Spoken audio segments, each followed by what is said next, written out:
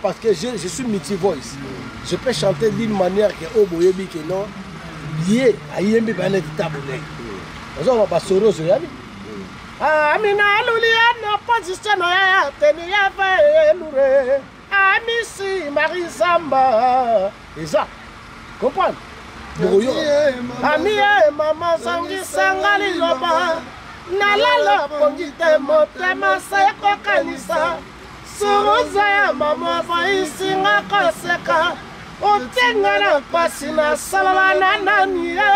Eza. On quitte des embrouilles de nos premiers. Tu es un bien. Quand Mamouto est un bien. Voilà. Donc voilà, et ça l'on te sonne. L'homme prudent voit le mal de loin. Tolier Bango. Nazalaka moninga na yote.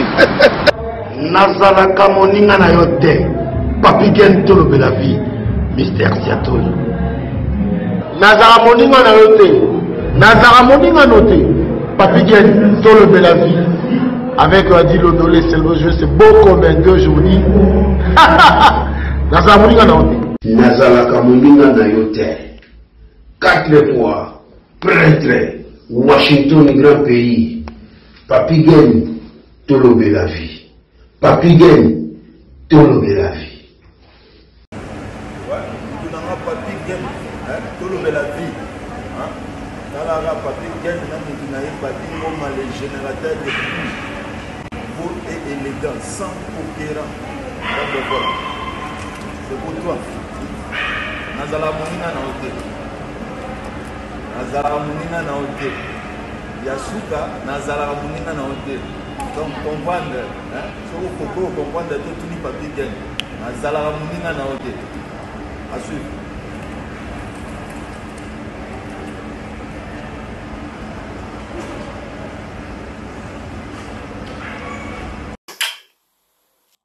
Nazalaka moninga note. Et puis n'a tigala jamais qu'on zala moninga na yo. Humilité, simplicité, c'est moi Zaïrois. Tolobe la vie, monde entier. Cite.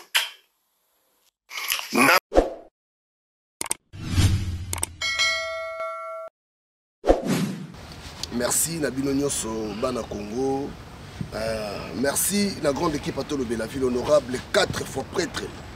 Washington, grand pays d'Amérique, merci Nayo. Merci Néric Chimano, capé des authentiques. Puis nous sommes Agostino Masso, sa papa social. Voilà. Nana Célésino. Ande wa beng beng bengai.